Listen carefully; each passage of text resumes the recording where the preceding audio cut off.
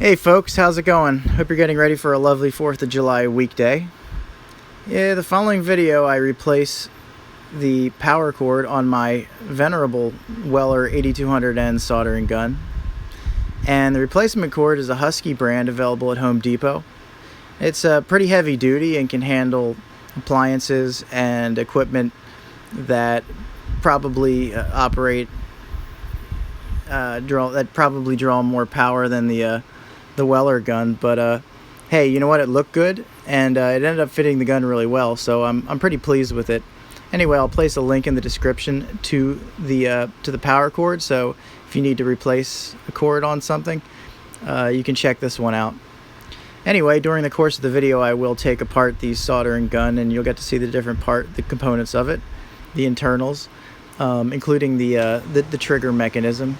Nothing too complicated, it's all pretty basic, but if you've never taken your gun apart or never had a reason to, you might find it interesting. And if you stick around to the end, you'll pick up a little tip for when your soldering gun is not heating up enough to melt the solder, what might be going on and how you can fix it. Anyway, I hope you enjoy the video, and I'll talk to you soon. Alright. Guess I'll talk to you real soon. I forgot about how much video I had here without audio. So anyway, what you see me doing right now is I just unscrewed the cap that was joining to one of the wires to the gun, you know, from the power cord, and the other wire is actually soldered onto the trigger mechanism enclosure, and you'll see me deal with that in a little bit.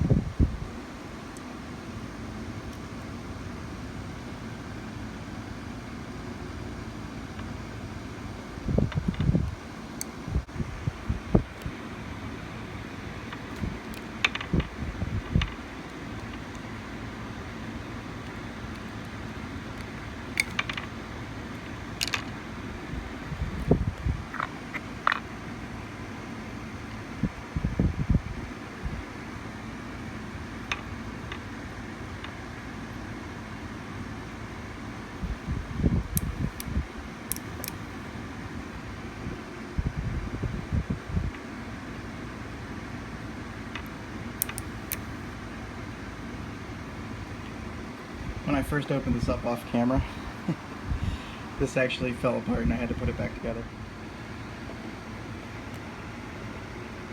Milwaukee M12 soldering iron heating up. Oh, actually it's ready. You can see the green light. The light comes on, pretty cool.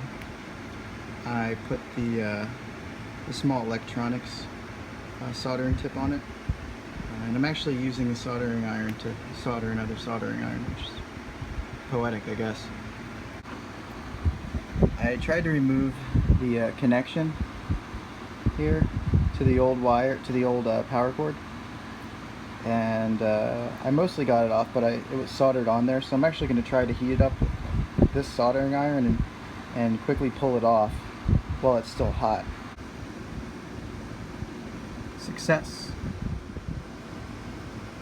Alright, so I decided to cut the soldered end off with a replacement cord wire, and I'm gonna put this cap back on. Alright, the new wires are both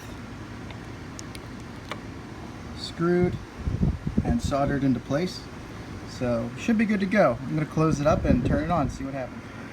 Well, in hindsight, I noticed a couple of things. First of all, this is broken, so I guess I'll have to crazy glue that in place. And then, what's that over there? Yeah. And then, I don't know if you can see this, it's kind of black on black. This wire right here is kind of bent because I went this way to make it easier for soldering, so I wasn't competing with this. And now I realize it's kind of, I didn't think about this, I had to route the cord this way. And so now I have this wire kind of bent at a weird angle, but I don't know. Shouldn't cause any problems. Just kind of offends my the perfectionist in me. So far so good. The cord definitely looks nice. Looks a lot better than the cord it came with. Alright, now for the test. Right there I've got a little bit of leftover wire, so I'm going to heat that up with some solder. I'll try to see if I can do this with the camera. Alright, so I plugged it in and tried it, and the light came on as you saw, but it didn't actually heat up. And I was like, oh, what the hell's going on now? And then I realized that one of these nuts was loose, and there was my problem. So got my wrench out, tightened that up, and whoop, this is really a stupid way to do this. But anyway, let's see if you can see this. We're gonna one-hand aim here. Watch.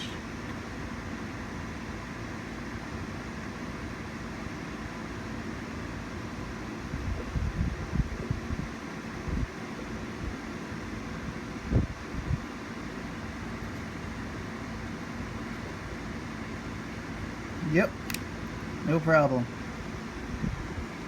Alright, there you have it. A soldering iron with a brand new cord, all tightened up, good as new.